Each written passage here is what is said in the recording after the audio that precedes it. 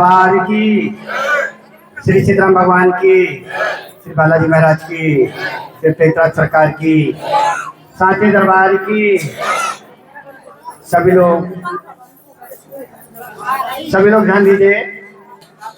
सबसे पहले ये समझना है कि अर्जी क्या कहलाती है, अर्जी कैसे लगाई जाती है, किन की विधिताओं पर लगाई जाती है।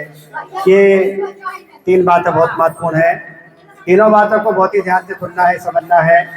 कोई बात आपकी समझ में नहीं आए तो आखिरी में पूछेंगे, हम आपको जरूर बताएंगे।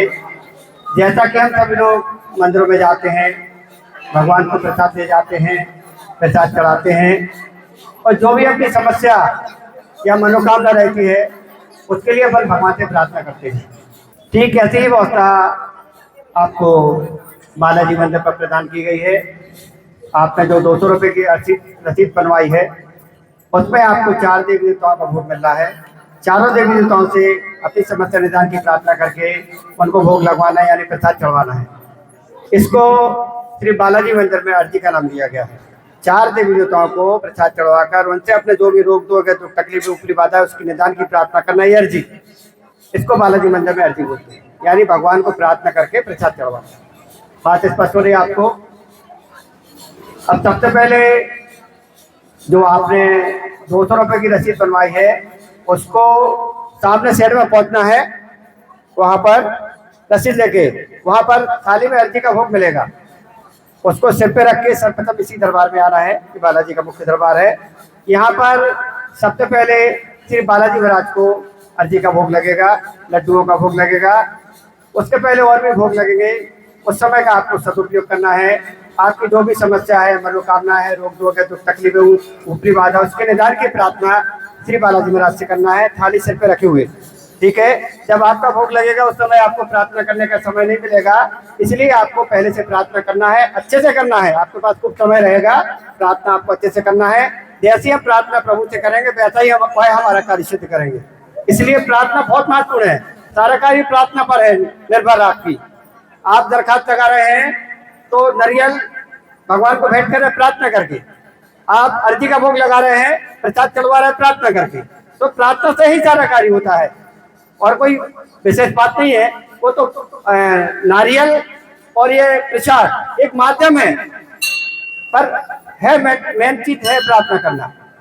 तो प्रार्थना पर आपको ध्यान देना है। एक अर्जी में एक व्यक्ति की प्रार्थना करना है, उसकी कितनी भी समस्याएं हैं, 1 है 2 है 4 है, सब समस्याओं के निदान की प्रार्थना आपको श्री बालाजी से करना है। उसमें दूसरे व्यक्ति की प्रार्थना नहीं करना, चाहे वो भलाई अपने घर का सदस्य क्यों न हो, दूसरे व्यक्ति की कोई प्रार्थना नहीं करेंगे। एक व्यक्ति की सब प्रार्थना करेंगे। अपन जितनी परेशानी है, 1 है 2 है 4 है 6, सब बोल सकते बालाजी महाराज ये दिक्कत है, ये भी दूर करो, ये दिक्कत है, ये भी, जो भी आपकी समस्या है, एक व्यक्ति की सब के निदान की प्रार्थना आपको श्री बालाजी महाराज से करना है और यहाँ पर भोग लगवाना। लड्डुओं का भोग लगेगा। भोग लगने के साथ में ही 2 लड्डू आपको प्रसाद के रूप में मिलेंगे, जिन्हें बहुत ही सम्मान के साथ में आपको लेना है। एक हाथ से नहीं लेना है, दोनों हाथ से लेना है।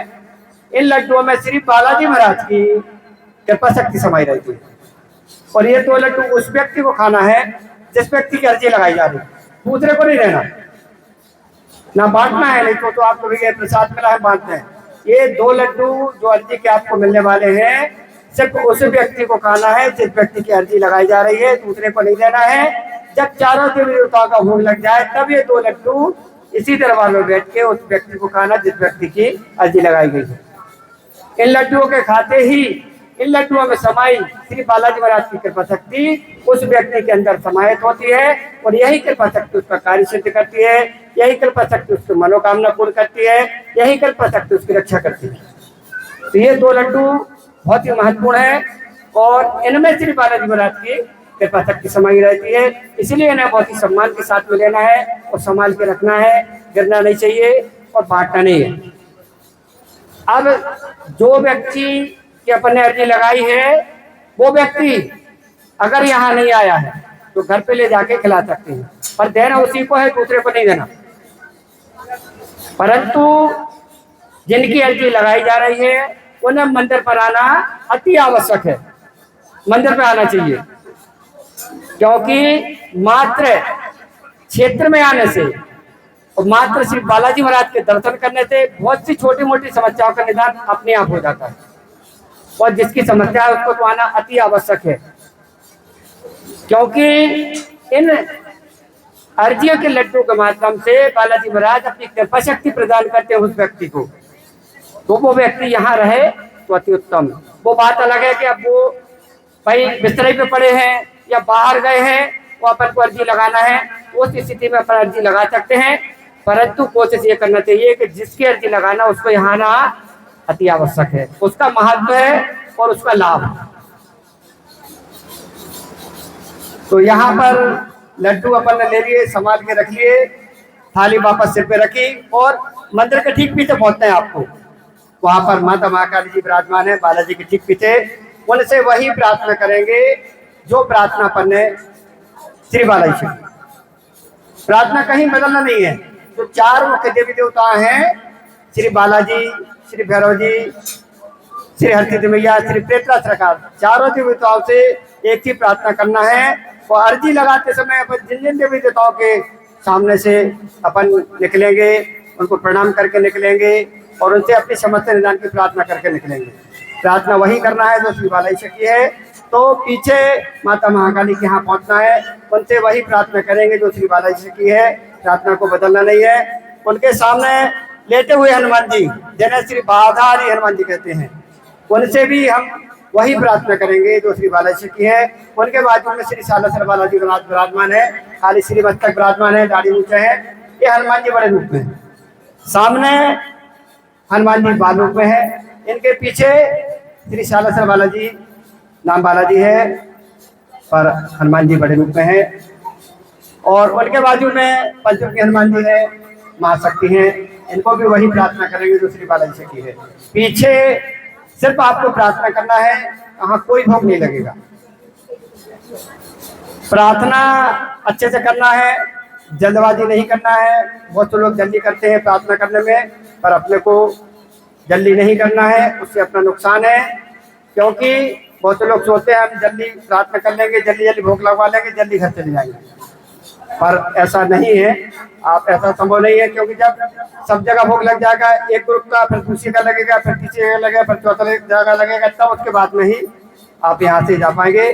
पर ज़्यादा रुकने का महत्व है। आपको लगभग 12 बजे बुलाया है, आप शाम के 6 बजे जा पाएंगे।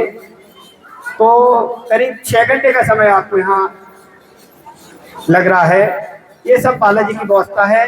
आप जितना यहाँ रुकेंगे उतना लाभ मिलेगा। श्री बालाजी महाराज को अपनी कृपा शक्ति आपको प्रदान करने के लिए कुछ समय चाहिए, ताकि आपकी बड़ी से बड़ी समस्याओं का निदान शीघ्र हो सके। अब उसके लिए उनको कुछ समय चाहिए, उसके लिए श्री बालाजी महाराज को कुछ समय चाहिए, इसलिए वो आपको थोड़ा यहाँ ज्यादा रोकते हैं। अगर अपन मेहंदीपुर जाते हैं, क्षेत्र में रुकते हैं, तो ऐसा तो नहीं है गए अपन अगरबत्ती लगाई मेहंदीपुर से वापस आ गए। मेरी बात समझ में आ रही? मेहंदीपुर जो कि बालाजी महाराज का मूल स्थान है, वहां जाते हैं, दिन भर रुकते हैं या 1-2 दिन रुकते हैं, कोई 4-4 दिन रुकते हैं, तो उसमें बालाजी महाराज की कृपा शक्ति आपको मिल जाती है। और यहाँ पर ये चूंकि शहर में स्थान, अपन आए, अगरबत्ती लगाई, वापस। बालाजी महाराज को अपनी कृपा शक्ति आपको प्रदान करने के लिए कुछ समय चाहिए, ताकि आपकी समस्याओं का निदान शीघ्र हो सके। उसके लिए आपको थोड़ा समय यहाँ देना है। इसलिए आपको जल्दी नहीं करना है, शांति से ध्यान लगाकर सब जगह सभी देवताओं से आप प्रार्थना करें और समस्या निदान की प्रार्थना करें। और एक ही प्रार्थना करना है, प्रार्थना कहीं चेंज नहीं करना है। तो पीछे आपको सिर्फ प्रार्थना करना है, जो देवी देवता विराजमान है वहां कोई भोग नहीं लगेगा। थाली को सिर पे रखे हुए आपको सामने हरसिद्धि मैया के स्थान पर पहुंचना है। सब लोग ध्यान से समझें, क्योंकि आज भीड़ भाड़ ज्यादा है, व्यवस्था चेंज है, इसलिए आप थोड़ा ध्यान से समझें। नहीं तो यहाँ तो सिर हिला देते हैं, फिर बाद में पूछते पंडित जी अब हमें क्या करना है। आप एक दूसरे से मत पूछें, ये भी बता रहे हैं आपने। तो आप कभी समझ में नहीं आई तो आधी बात से पूछने लगा, तो जब तक दूसरी 2-3 बातें और निकल जाती वे और समझ में नहीं आती। जो पूछना है बाद में पूछ लेना, आप पर अभी आप ध्यान से सुनिए ताकि आपकी अर्जी अच्छे से लग जाए, व्यवस्थित लग जाए, ताकि आपकी समस्या का शीघ्र निदान हो सके। तो थाली को लेके अपने को हरसिद्धि मैया के स्थान पर पहुंचना है। वहां पर माता हरसिद्धि को गुड़ चने का भोग लगेगा, आपको पहुंच के माता को प्रणाम करना है। तो जो आप भोग लेकर जा रहे हैं, उनको जो भोग लगवा रहे हैं यानी गुड़ चने का भोग लगवा रहे हैं, उसके स्वीकार करने की प्रार्थना करना। ये भी है, अपन जो भगवान को भोग लगाते हैं, प्रार्थना करना चाहिए कि प्रभु हम आपकी कृपा दया से ये भोग आपको लगवाने आए हैं, लगाने आए हैं, आप स्वीकार करें और हमारे ऊपर कृपा दया करें। और फिर जो भी अपनी समस्या है, दुख तकलीफ है, कष्ट है, परेशानी है, उसको दूर करने की प्रार्थना करना है। ये तीसरे नंबर पर। पहले नंबर पर प्रणाम, दूसरे नंबर पर भोग स्वीकार करने की प्रार्थना, और तीसरे नंबर पर अपनी समस्या बताएं, समस्या के निदान की प्रार्थना करें, ये करना है। और वहां पर भोग लगवाने के बाद में आपको तीसरे नंबर पर भोग लगेगा श्री भैरव जी का, पटुक भैरव जी, जो कि ताबीज वाले काउंटर के ठीक पीछे विराजमान है। 2 पिंडी विराजमान है, पटुक भैरव और श्री कोतवाल कप्तान। अब पिंडी पर मत जाइए, आप सोचे भाई यहाँ तो पिंडी सी लग रही है, कभी समझे कि नहीं आ रही, हमारा काम हो गया कि नहीं हो गया, क्या पता क्या है, ये विचार मन में नहीं लाना। क्योंकि जो भी देवी देवता यहाँ पर विराजमान है स्व प्रकट में है और संपूर्ण कलाओं और शक्तियों के साथ में विराजमान है, ये बात ध्यान रखने की है। और इसका प्रमाण ये है कि 25 साल पहले यहाँ इक्का दुक्का लोग आते थे, आज कितने आ रहे हैं आप देख रहे हैं। लोग वहां जाते हैं जहाँ उनका काम होता है, नहीं तो नहीं जाते। ये आप सब समझते हैं कि हम वहां जाएंगे जहां हमारा काम होगा, जहां काम नहीं होगा वहां कैसे जाएंगे, काहे को जाएंगे पैसा खर्च करने, टाइम खराब करने। जब लोगों को काम हो रहे हैं तभी तो लोग आ रहे हैं, नहीं तो पिंडी पर मत जाइए। यहाँ भी बालाजी महाराज स्व प्रकट है, देखिए यहाँ कोई मूर्ति नहीं है, दीवार में चोला लगा हुआ है। अगर आप ध्यान से देखें तो दीवार में चोला लगा हुआ है, उसी में बालाजी महाराज विराजमान है और सब पे कृपा दया कर रहे हैं। कितनी कृपा की बात है। तो पिंडी पे मत जाइए, मूर्तियों पे मत जाइए। भगवान तो कण कण में रह सकते हैं, हवा में रह सकते हैं, विशाल पहाड़ में रह सकते हैं, विशाल मूर्तियों में रह सकते हैं, वो सर्वसमर्थ है। तो आपको भैरव जी के यहाँ पहुंचना है। ताबीज वाले काउंटर के ठीक पीछे थाली से पे रहेगी, उसे जमीन पे नहीं रखना है। कोई व्यक्ति थक जाता है तो साथ वाले को कुछ देर को दे सकते हैं। ध्यान दीजिए, साथ वाले भी कुछ मन में कुछ विचार ना करें तो थाली सिर पे रखें। ये बालाजी महाराज की कृपा की बात है कि आपके सिर पे रख के थाली उनको भोग लगने को जा रही है, ये कृपा की बात है। तो मन में कोई किंतु परंतु ना करें, ना रखें कि भाई इनको कछुआ फ्री सो लग रहा है, इनकी थाली है लगने के कछुओं में हो जाए, ये ऐसा नहीं होता है। ये पहाड़ी जिस पर श्री बालाजी विराजमान है, आप सभी लोग विराजमान है, एक श्री बालाजी महाराज का एक विशेष रक्षित क्षेत्र है, विशेष रक्षित क्षेत्र है। यहाँ पर श्री बालाजी महाराज और दरबार में विराजमान सभी देवी देवताओं के असंख्य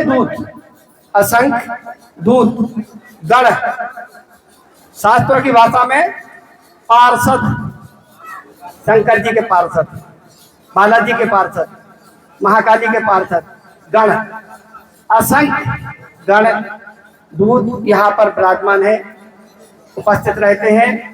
वो सबकी रक्षा करते हैं, यहाँ आने वाले लोगों की रक्षा करते हैं और सभी की समस्याओं का निदान करते हैं। बालाजी महाराज तो विराजमान है, आदेश कर दिया कि भाई जाओ, उस व्यक्ति का कार्य करना है, ये हमारे बाल गोपालों की समस्या का निदान करना, आप जाइए। उन्होंने तो ऑर्डर कर दिया, तो काम कौन करता है? उनके दूत, उनके गण, जो कि हमें लड्डू के मार्फत मिलने वाले हैं। बात समझ में आई? कौन से लड्डू? जो 2 लड्डू आपको अर्जी के मिलने वाले हैं, इनमें श्री बालाजी महाराज की कृपा शक्ति का उपयोग किया है मैंने। उनके गण, उनके दूत आपको मिलने वाले हैं, जो कि अपने लड्डू पाते ही अपने अंदर समाहित होंगे और वही हमारी रक्षा करेंगे, वही हमारा कार्य सिद्ध करेंगे। ये बात बहुत खुल के बालाजी महाराज बतवा रहे हैं, जो कि एकदम आप विश्वसनीय हैं। जो भक्तगण गहराई में होंगे वो स्वीकार करेंगे, जो गहराई में नहीं होंगे वो कहेंगे पता नहीं क्या बता रहे हैं, क्या समझ में ही नहीं आ रही, हमारे ऊपर से निकल रही। पर जो गहराई में है वो जो महसूस करते हैं, वैसे प्रमाण ये है। जो लोग पेशी वाले रहते हैं यहाँ पर, कोई सिल रहा, कोई कुछ कर रहा, कोई रो रहा, कोई कुछ कर रहा है, कोई अपने आप को पीट रहा है, ये पेशी यहाँ चलती हैं, आप लोगों ने देखा होगा। तो ये बालाजी महाराज के गण उनके अंदर हैं और ये ही उनके अंदर जो भूत है उनकी पिटाई कर रहे हैं। ये तो प्रमाण आपको दे ही रहे हैं कि बालाजी महाराज अपना दूध भेज देते हैं, दे देते हैं, तो सबको नहीं समझ में आता। पर जो पेशी वाले हैं उनसे अपन को प्रमाणित हो रहा है कि बालाजी महाराज के गण, उनके दूध इनके अंदर है और उनके दुखों कष्टों को दूर कर रहे हैं, उनके भूत प्रेतों को दूर कर रहे हैं, उनकी समस्याओं का निदान उनके माध्यम से कर रहे हैं। तो बालाजी महाराज जो भी कार्य करते हैं, कृपा करते हैं, या जो भी क्षेत्र में विराजमान सभी देवी देवता अपने दूतों के माध्यम से, गणों के माध्यम से करते हैं। तीसरे नंबर पे अपन भैरव जी के यहाँ पहुंच गए, प्रभु जी को प्रणाम किया, उनसे भोग स्वीकार करने की प्रार्थना की। उपरांत जो आपकी समस्याएं हैं, जो तकलीफें, कष्ट है, उसके निवारण की प्रार्थना उनसे करना।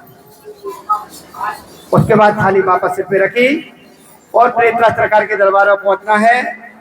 नए मंदिर में से उस तरफ है प्रेतराज सरकार दरबार, इस मंदिर के उस तरफ। तो नए मंदिर में से जाएंगे तो जितने भी देवी देवता विराजमान है, भगवान विराजमान है, सबको प्रणाम करेंगे, सबको प्रार्थना करेंगे, सबको अपनी व्यथा सुनाएंगे और तकलीफ कष्टों को दूर करने की प्रार्थना करना, ठीक है। और फिर अपन को प्रेतराज सरकार के यहाँ पहुंचना है। एक बार हम फिर रिपीट कर रहे हैं क्योंकि कंफ्यूजन की स्थिति ना हो, स्थान बदला हुआ है, वहीं से सब थाली देते हैं, पर आज यहाँ से दे रहे हैं क्योंकि बहुत आज भीड़ है ज्यादा। देखिए, यहाँ से आपको पूरी बात समझने के बाद हम अभी फिर से रिपीट कर रहे हैं इस बात को, हमारी बात खत्म नहीं हुई है मगर हम फिर से रिपीट कर रहे हैं। यहाँ से आपको जब समझा लेंगे उसके बाद आपको शीघ्र कार्यालय में पहुंचना है। वहां पर रसीद दिखा के आपको अर्जी का भोग लेना है। ये हम अर्जी वालों के लिए भोग बोल रहे हैं, ये हम जो प्रेतराज सरकार के लिए भोग लगा रहे हैं उनके लिए नहीं बोल रहे हम। प्रेतराज सरकार की जो 150-300 रुपए की रसीद बनवाई है, जिनने उनको भोग मिलेगा प्रेतराज सरकार के दरबार में। बहुत अच्छे से समझ लीजिए आप। अभी हम ये सिर्फ जिनने 200 रुपए की रसीद बनवाई है, हम उनको बोल रहे हैं कि अर्जी का भोग आपको वहां लेना है कार्यालय में। सब लोग नहीं पहुंचेंगे, जिनके पास 200 रुपए की रसीद है वही पहुंचेंगे, ये अर्जी जो लगा रहे हैं। और जो प्रेतराज सरकार के लिए चावल का भोग लगवा रहा है, उनकी 150 रुपए की रसीद होगी या 300 रुपए की रसीद होगी, उनको चावल का भोग मिलेगा प्रेतराज दरबार में, और वो भी मिलेगा आरती के उपरांत। प्रेतराज जी की आरती होगी उसके बाद में मिलेगा। इस बात का आप लोग बहुत ध्यान से समझ लीजिए, नहीं वहां जाके सब लोग 150 वाली रसीद देके 300 वाली रसीद देके पहुंच जाके हमें वो तो सब देखते देखते परेशान हो जाए। वहां सिर्फ वही लोग जाएंगे जो अर्जी लगा रहे हैं, बाकी लोग प्रेतराज सरकार के दरबार में बैठे प्रार्थना करें, अपने पूर्वजों की शांति तृप्ति, उनके कल्याण के लिए वहां प्रार्थना लिखी हुई है, वो प्रार्थना करेंगे। तो चौथे नंबर का भोग अपने को प्रेतराज सरकार के यहाँ लगना है। भैरव जी का भोग लगवाने के बाद थाली को सिर पे रख के अपन नए मंदिर में से सब देवी देवताओं को प्रणाम करते हुए, प्रार्थना करते हुए प्रेतराज सरकार के दरबार में पहुंचेंगे। वहां पर भोग लगने के पहले श्री प्रेतराज सरकार की अति हितकारी शंकरधारी आरती होगी। आरती में आप सब लोगों को शामिल होना है। आरती में विशेष रूप से अपनी समस्याओं के निदान की प्रार्थना करना है। अब ध्यान दीजिए, जो अर्जी वाले हैं वो अपनी समस्या की प्रार्थना वही करेंगे जो 3 जगह करके आए हैं, श्री बालाजी को, श्री भैरव जी को और श्री भैया को। ये 3 जगह जो भोग लगवाए, जो प्रार्थना की है, वही प्रार्थना श्री प्रेतराज सरकार से करेंगे। वहाँ आप दूसरी प्रार्थना नहीं करेंगे, पितरों की भी नहीं करेंगे जो अर्जी लगा रहे हैं। ध्यान दीजिए, बहुत ही ध्यान से सुनिए। जो लोग अर्जी लगा रहे हैं वो सिर्फ अर्जी से संबंधित प्रार्थना करेंगे, ठीक है। हाँ, अर्जी लग जाए उसके बाद आप पूर्वजों की प्रार्थना कर सकते हैं, पितरों की प्रार्थना कर सकते हैं, पर अभी जाके जब थाली सिर पे रखें तब आपको अर्जी के संबंध में ही प्रार्थना करना है, अपने पूर्वजों के संबंध में कोई प्रार्थना नहीं करना है। तो प्रेतराज सरकार के यहाँ पहुंच के आरती में शामिल होना है। आरती में विशेष रूप से जो भी अपनी समस्या है उसके निदान की प्रार्थना प्रेतराज सरकार से करना है। और आरती के जल के छींटे होंगे उनको अपने ऊपर लेना है। श्री बालाजी मंदिर में जो भी देवताओं की आरती होती है, उन देवी देवताओं की कृपा शक्ति उनके आरती के जल में छींटों में समाहित रहती है। और जब ये जल के छींटे अपने ऊपर पड़ते हैं तो उनमें समाहित कृपा शक्ति अपने अंदर समाहित होती है, और यही कृपा शक्ति हमारी कार्य सिद्ध करती है, यही कृपा शक्ति हमारी रक्षा करती है, और यही कृपा शक्ति हमारी समस्या का निदान करती है। तो बालाजी मंदिर के आरतियों के जल के छींटे लेना अपनी समस्याओं के निदान के लिए अत्यंत लाभकारी है। जिनकी बड़ी बड़ी समस्याएं हैं, सुलझने में थोड़ा समय लग रहा है या ऊपरी बाधा से संबंधित परेशानी है, उसमें समय लग रहा है, तो आरती अटेंड जरूर करें। सुबह शाम श्री बालाजी महाराज की आरती होती है। प्रतिदिन दोपहर में 1 बजे से 3 बजे तक पंचमुखी महादेव, काली जी, कामाख्या माँ और शनिदेव महाराज और श्री प्रेत सरकार की आरती प्रतिदिन होती है 1 बजे से 3 बजे तक। अमास पूर्णिमा को ये आरती थोड़ा लेट होती है, पर प्रतिदिन 1 बजे से 3 बजे तक ये आरती होती है। आरती में आप शामिल हो। और श्री सुंदर का कांड का पाठ हर मंगलवार, हर शनिवार को और हर अमास, हर पूर्णिमा को होता है। श्री सुंदरकांड के पाठ में शामिल होना भी अपनी समस्या निदान के लिए अत्यंत लाभकारी है। आप पाठ करें तो अति उत्तम, और नहीं कर रहे तो उत्तम, पर उससे अपनी समस्या का शीघ्र निदान होगा। श्री सुंदरकांड का पाठ अत्यंत लाभकारी है अपनी समस्याओं के निदान के लिए, बड़ी बड़ी समस्याओं के निदान के लिए। तो सुंदरकांड के पाठ में आप जरूर आए। तो प्रेतराज सरकार के यहाँ आरती में शामिल होना है, आरती में अपनी समस्या निदान की प्रार्थना करना है, और आरती उपरांत आरती के जल की छींटे होंगे उन्हें अपने ऊपर लेना है। उसके बाद में आपका भोग लगेगा चावल का। भोग लगवाने के बाद में जो भी भोग शेष बचेगा उसको पीछे काटू खड़ा मिलेगा, उसमें डालना। थाली साफ करके जाते वही थाली आपको जमा करना, वही थाली धुल रही होगी, वही साफ वही जमा कर देना पास में। ये आपकी अर्जी की प्रक्रिया पूरी हो गई। इसके साथ साथ आपको मंदिर से जल, भभूति, राई, सरसों का तेल, मंत्र, ये मंत्र सामान ले जाना है, और इस सामान का नियमित रूप से उपयोग करना है। इस सामान का उपयोग करने से अपने सभी प्रकार की समस्याओं का शीघ्र निदान होता है। समझ लो ये दवाई है, और इसका नियमित रूप से उपयोग करना है। और राई की धुनी का विशेष रूप से उपयोग करना है। बहुत लोग राई की धुनी लेते नहीं है, और जल भभूति तो ले लेते हैं, पर राई की धुनी में थोड़ा सा अटपटा सा लगत, मेहनत ज्यादा लगत है, तो नगे फूल है। पर राई की धुनी अत्यंत लाभकारी है। इसको समझे, तो समझने के लिए हम आपको बता रहे हैं कि राई की धुनी काम करती है इंजेक्शन का। जो डॉक्टर का इंजेक्शन होता है ना, राई की धुनी इंजेक्शन का काम करती है। जल भभूति टेबलेट का, गोली का काम करती है, डॉक्टर की गोली। राई की धुनी शीघ्र असर करती है और लंबे समय तक उसका असर बना रहता है। जैसे इंजेक्शन का रहता है, इंजेक्शन लगवा तुरंत असर, और लंबे समय तक उसका असर रहता है। ऐसे अपन राई की धुनी लाई तो शीघ्र असर होता है उसका, और लंबे समय तक उसका असर बना रहता है। इसको जरूर लेना, ये सबसे ज्यादा पावरफुल। अपनी समस्या निदान में राई की धुनी लेना अत्यंत लाभकारी, और ये सबसे ज्यादा पावरफुल रहती है। और जल भभूति तो लेनी है, ऐसा नहीं है उसको छोड़ दें आप। सारा सामान मंत्रित करा कर ले जाना है। जल भभूति, राई, तेल, ताबीज और काला धागा भी ले जाना है। सामान का नियमित रूप से उपयोग करना है। बहुत से लोग क्या करते हैं कि फायदा हो जाता तो 2-4 दिन में बंद कर देते हैं, फिर 1-8 महीने बाद आए कि भैया हमें फिर दिक्कत आ गई। राई की धुनी लाई, हाउ लाई, जल भभूति हाउ, कब तक फायदा होगा तो बंद कर देंगे। तो कभी कभी लौटारी होती है, और अधिकतर केस जो आप की बड़ी समस्याएं हैं जो सुलझ नहीं रही हैं, और जिनसे हम बहुत हताश है, निराश है, परेशान है, ऐसी समस्याओं की जड़ में मान के चलो ऊपरी बाधा, प्रेत बाधा होती है अधिकतर, उसमें समय लगता है। वो कभी कभी लौटारी होती है अगर अपन नियमों में गड़बड़ी कर दें तो, जैसे सोर्सों तक में चले जाएं तो परेशानी बढ़ती है। तो जिन्हें लगता है कुछ ऊपरी बाधा है तो उन्हें सोर्सों तक में जाने से परहेज रखना चाहिए। जल भभूति, राई की धुनी नियम से रहना चाहिए, उसको बंद नहीं करना चाहिए। एक व्यक्ति जल भभूति, राई मंत्रवा के ले जाता है तो घर के सब लोगों को दे सकते हैं, पूरे परिवार को दे सकते हैं, अलग अलग ले जाने की जरूरत नहीं है। परिवार में मतलब जो व्यक्ति जल भभूति, राई ले जा रहा है उसके साथ जितने लोगों का भोजन इकट्ठा बनता है उतने लोगों को वो बालाजी महाराज की जल भभूति, राई दे सकते हैं। उतने लोगों को, परिवार के लोगों को पता, बाहर का तो पता नहीं, उतने लोगों को अपन जल भभूति, राई की धुनी दे। अगर प्रेत बाधा है तो राई की धुनी घर के सब लोगों को लेना, जल भभूति लेना आवश्यक है, क्योंकि एक ऊपर दूसरे को परेशान करता, तीसरे को परेशान करता। कभी कभी घर में सबके ऊपर बैठे विराजमान रहते हैं, ऐसा भी होता है। अगर लंबा समय हो जाए प्रेत बाधा के अपने घर में कहो, लंबा समय हो जाए 10-10, 20-20, 50 साल तक पीढ़ियों से बने रहते हैं। ये भी आपको बता दें, कई केस आते हैं कि 2-2 पीढ़ियों से उनके घर में भूत बैठे हैं। एक ऊपर, एक मर गए दूसरे के ऊपर आ गए, बच्चा मर गया बच्चा के बच्चा के ऊपर आ गया, ऐसा ये सब चलता रहता है। तो ये फिर विकराल रूप ले लेता है और फिर बहुत परिवार को परेशानी में डाल देता है। तो राय के धोनी, जल, भभूति, ये परिवार के सब लोग रहे, सारा सामान बनाते रहे, नियमित रूप से रहे, फायदा होने के बाद भी लेते रहे, में कोई खर्चा नहीं लग रहा। जल भभूति लेवे में काय को करता है, इसको आप लेते रहे। और ये आपकी पूरी प्रक्रिया हो गई। अब एक दो नियम है इसमें कि आपको जो अर्जी लगा रहे हैं 200 रुपये वाली, इनको 40 दिन का नियम करना है। सोर्स तक में नहीं जाना है, लहसुन प्याज का परहेज रखना है, सोर्स तक में नहीं जाना है, पुरस्कार को मरघटे हुए नहीं जाना है। अगर धोखे से मतलब किसी कारणवश वो चले जाते हैं तो ये अर्जी खंडक हो जाएगी, सोर्स तक में जाना है। और अपने परिवार में आ गई 40 दिन के भीतर तो भी ये अर्जी खंडित हो जाएगी। फिर आपको इस समस्या की दोबारा अर्जी लगाना पड़ेगी।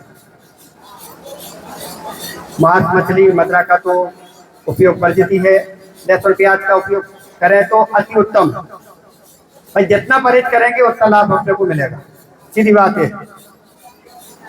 तो ये थोड़ा सा परहेज करने से अपनी समस्या का शीघ्र निदान होता है। ये सारी बात लगभग हो गई है। अब आज पितृमोक्ष अमावस्या है, थोड़ा इस विषय में चर्चा करते हैं अपन। पितृमोक्ष अमावस्या है माने पितरों की विदाई का दिन। ये बहुत महत्वपूर्ण है। पितृपक्ष खत्म हो चुके हैं, आज आखिरी दिन है। तो पूर्वजों की शांति, तृप्ति, उनका कल्याण, उनकी सदगति आवश्यक है। अगर हमारे पूर्वज दुखी हैं, कष्ट में हैं, परेशान हैं, भूखे प्यासे हैं, तो ध्यान दीजिए, बहुत महत्वपूर्ण बात है। अपने घर में सुख शांति नहीं रहेगी, रुपया पैसा नहीं रुकेगा, दुख बीमारी लगी रहेंगी। एक गिर रहा हो, एक उठ रहा हो, एक बीमार पर सही रहो तो दूसरों, इस तरीके से चलता रहेगा। मान सम्मान गिरेगा, कई समस्याएं आती हैं अपने पूर्वजों की नाराजगी से। और अगर उनका आशीर्वाद है, वो प्रसन्न है, तो उनके आशीर्वाद से अपने घर में, अपने परिवार में अच्छी आत्माएं जन्म लेती हैं और सुख शांति समृद्धि परिवार में रहती है। तो उनकी शांति आवश्यक है, उनका कल्याण आवश्यक है। यह हमारी जवाबदारी भी है। वो हमारे पूर्वज है, ये हमारी जवाबदारी भी है। और अगर जो लोग इस बात को निगलेक्ट करते हैं कि भाई हमें तो जिंदा में खूब करो, मरे में अब खूब कर दो, कि हमें क्या मतलब, तो ये बात वो ध्यान रखें। उनके बाद उनका भी नंबर आने वाला है। बात सब लोग ध्यान दीजिए, सबको जाना है। अगर हमारे पूर्वजों का तरण तारण नहीं हुआ है तो हमारा नहीं हो पाएगा। आपके पिता अगर कुर्सी पे नहीं बैठ पाए तो आप कैसे बैठेंगे, बता दीजिए, बैठेंगे क्या? हम जबरदस्ती यहाँ तो संसार में बैठ सकते, वहां नहीं बैठ सकते, क्योंकि वहाँ ईश्वर की व्यवस्था चलती है। वो कहेंगे कायदे से चलना है। जब वो कुर्सी पे नहीं बैठे, वो नीचे बैठे, तो आपको भी नीचे बैठना है। यानी उनका उद्धार नहीं हुआ तो आपका भी उद्धार नहीं होगा। मेरी बात समझ में आ रही? बात गहराई की है, इसको समझिए, और लाभकारी भी है। तो अपने पूर्वजों का कल्याण, उनकी सदगति आवश्यक है। अगर वो भटक रहे हैं, परेशान है, उन जैसा अपने को भी भटकना पड़ेगा। और हम जैसा करेंगे वैसे हमारे बच्चे करेंगे। अगर हम अपने बुजुर्गों का हम नहीं कर रहे तो हमारे बच्चे भी कहें हमारे पिताजी नहीं कर रहे, कब हम क्या करें? तो वो उसका परिणाम अपने को ही भोगना पड़ेगा। नहीं, ईश्वर भी देखता है। तो इस बात का अपने को ध्यान रखना है कि जो भी शास्त्र सम्मत अपने पूर्वजों के कल्याण की विधि विधान है, क्रियाकर्म है, वो हमें करना चाहिए, वो आवश्यक है। दूसरा, अब कुछ लोग कर नहीं पाते हैं, कई समस्याएं आती हैं। उनके हम मंजले हैं, उनके में पटाखनी बिठा लो, उनके कि हमें पता ही नहीं है क्या है कैसा है। बहुत सी बात है, बहुत सी समस्याएं लोगों के सामने रहती हैं। तो बालाजी महाराज ने यहाँ पर सीधी सरल प्रक्रिया दी है। यहाँ पर श्री प्रेतराज सरकार विराजमान है, जो कि देखिए शंकर जी का अवतार है। वैसे हम जिनको अर्जी लगा रहे हैं वो सभी शंकर जी का अंश अवतार है। श्री बालाजी महाराज है, श्री शंकर जी का अंश अवतार। हनुमान जी है कि नहीं? हनुमान जी बालाजी एक ही है। श्री बालाजी शंकर जी का अंश अवतार, श्री भैरव जी श्री शंकर जी का अंश अवतार, श्री प्रेतराज सरकार श्री शंकर जी का अंश अवतार, और हरसिद्धि मैया रानी वाली माता पार्वती मैया का अंश अवतार, श्री शंकर पार्वती जी के अंश अवतारों को ही हम अर्जी का भोग लगा रहे हैं। यही मुख्य देव है जो हमारे कार्य सिद्ध करते हैं। वैसे बालाजी मंदिर में और भी देवी देवता विराजमान है जो हमारी समस्याओं का निदान करते हैं, पर ये मुख्य देव श्री बालाजी, श्री भैरव जी, श्री प्रेतात्रा का होती है, इसलिए इनको अर्जी का भोग लगता है। तो श्री प्रेतला सरकार जो कि शंकर जी का अवतार है, अपने पूर्वजों को उद्धार रखे हुए हैं, अपने पूर्वजों के दुख तकलीफ कष्टों को दूर करते हैं, उनकी भूख प्यास को शांत करते हैं, उनकी समस्याओं का निदान करते हैं और दुष्ट आत्माओं से उनकी रक्षा करते हैं। अब जवाब कैसे आ गई दुष्ट आत्माओं से? जैसे अपने संसार में नहीं गुंडा बदमाश सीधे साधे आदमियों को परेशान कर नहीं कर, ऐसे ही भूतों के संसार में सीधे साधे भूतों को दूसरे दुष्ट आत्मा अपने कब्जे में ले ले तो नाना प्रकार से परेशान करते हैं, उल्टे सीधे काम कराते हैं।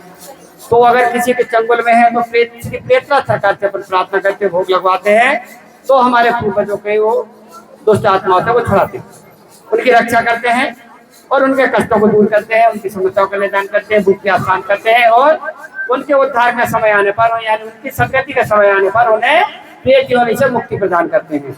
ये बहुत से लोगों के गले में बात नहीं अंदर जाती है, एकदम सत्य है, क्योंकि सिर्फ बालाजी महाराज की व्यवस्था है, ये व्यक्तियों की व्यवस्था नहीं है कि भैया तुम भोग लगा दो तो तुम्हारा काम हो जाए।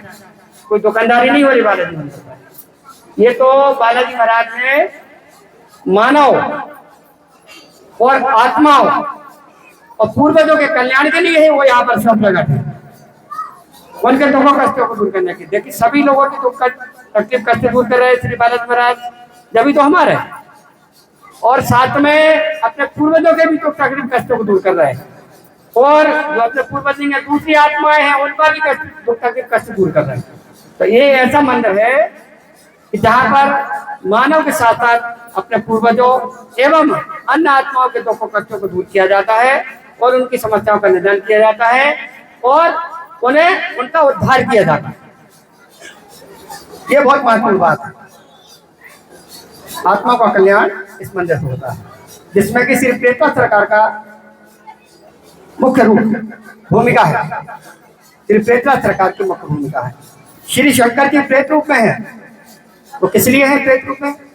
कि भूत प्रेतों की सारी बातें, एक इंसान दूसरे इंसान के मन की बात, दुख तकलीफ कष्ट परेशानी है, सब समझता कि नहीं समझता एक इंसान दूसरे इंसान की? नहीं।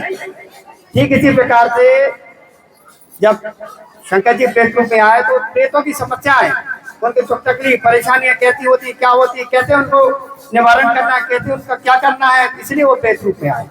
इसलिए उनके पास ये सारी पावर है अपने पूर्वजों को कष्टों को दूर करने की, उनका उद्धार करने की, उनकी समस्याओं के निदान की।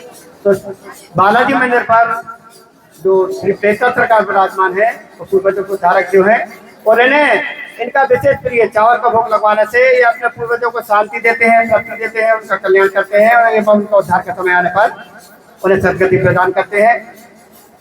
ये भोग अपन पितृपक्ष में 15 दिन 16 दिन पूरे दिन लगवा सकते हैं, जितने तिथि होते लगवा सकते हैं, पितृमुख अमावस्या के दिन लगवा सकते हैं और प्रत्येक अमावस्या पूर्णिमा को इस चावल को भोग अपने पूर्वजों के निमित्त अपन लगवा सकते हैं।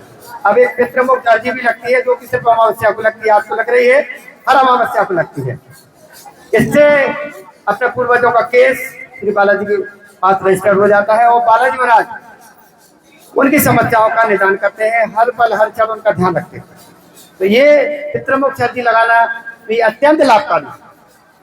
इससे पितरों की समस्याओं का निदान होता है और उनके उद्धार के समय आने पर उन्हें प्रेत योनि से मुक्ति प्रदान की जाती है। आज श्री प्रेतला सरकार का स्थापना दिवस भी है। 2003 में श्री प्रेतला सरकार की प्राण प्रतिष्ठा हुई थी। पितृमुख अमावस्या थी, रात में 2 बजे प्राण प्रतिष्ठा हुई थी। अब 2 बजे कहा गई थी? देखिए रात में 2 बजे भूत प्रेतों की शक्तियां चरम पर होती हैं, सबसे ज्यादा होती है 2 बजे रात में। तो जब श्री प्रेतला सरकार की शक्ति चरम पर थी उस समय उनको विराजमान किया गया है, यानी वो अपनी संपूर्ण कलाओं और शक्तियों के साथ श्री बालाजी मंदिर में विराजमान। इसका ये मतलब। तो प्रेतला सरकार को अब आज तो समय निकल ही गया है, जिन्हें भोग लगवाना है अभी भी भोग लगवा सकते हैं और लगभग सारी बातें मैंने आपको बता दी है। अच्छा एक बात और है, जो महिलाएं गोद भरने की अर्जी लगा रही हैं, लड्डू दोनों महिला को ही खाना है, ठीक है? जो महिलाएं गोद भरने की अर्जी लगा रही हैं, वो लड्डू मिलेंगे तो महिला को ही दोनों लड्डू खाना है। इतना सोते वो कि एक हम खा लें, पति दो मुझे, ठीक है, एक ही व्यक्ति को खाना। लगभग सारी बात बता दी है मैंने। और जो पितृमोक्ष अर्जी लगा रहे हैं तो कौन कौन है यहाँ पर? जिनने 500 की रसीद बनवाई है, पितृमोक्ष अर्जी बोला मैंने। 300 वाला भोग है, ध्यान दीजिए। देखो रसीद कैसी बनी है, 200 रुपए की बनी है रसीद, वो अर्जी वालों की है, उनको हमने बात पूरी अभी बता दी अर्जी वालों की। दूसरे नंबर पर रसीदें बनी है 150 और 300 रुपया की। ये है भोग प्रेतराज सरकार का, ध्यान दीजिए, सब लोग ध्यान समझे। जिन्होंने 150 और 300 रुपए की रसीद बनवाई है वो भोग है। ये भोग प्रेतराज सरकार की आरती के तुरंत बाद में प्रेतराज दरबार में मिलेगा, ठीक है। अब जो 200 रुपए की अर्जी वाले हैं वो सीधे कार्यालय में पहुंचे रसीद लेकर, और जो 500 रुपए की रसीद वाले हैं पितृमोक्ष अर्जी लिखा होगा उनके पास। कौन कौन है? 500 रुपए की रसीद बनवाई है वो गौतम जी, थोड़ा आपको यहाँ बता देना है। अच्छा आप कर लो, काम कर लो, फिर देख ले रहे हैं। आप लोग वहां पहुंचाए, पितृमोक्ष अर्जी वाले पर रुकेंगे यहाँ पर, बाकी सब लोग जाएं। उनको हम बता देते हैं 5 मिनट का थोड़ा सा फर्क है, कोई ज्यादा फर्क नहीं है, अर्जी कैसे लगाना है उसमें थोड़ा सा चेंज है। तो पितृमोक्ष अर्जी वाले रुके, बाकी लोग वहां पहुंचे, तो बाकी लोग चाहे तो यहाँ बैठे रहे। श्री सुंदरकांड का पाठ होने वाला है और प्रेतराज जी की आरती में पहुंचना, मगर सबको आज की आरती बहुत ही महत्वपूर्ण है। प्रेतराज सरकार की आरती में सभी को पहुंचना है। आज की आरती बहुत ही महत्वपूर्ण है। आरती में प्रार्थना करना, आरती के टेस्ट की छीटे लेना अत्यंत लाभकारी है, ठीक है। जय श्री राम।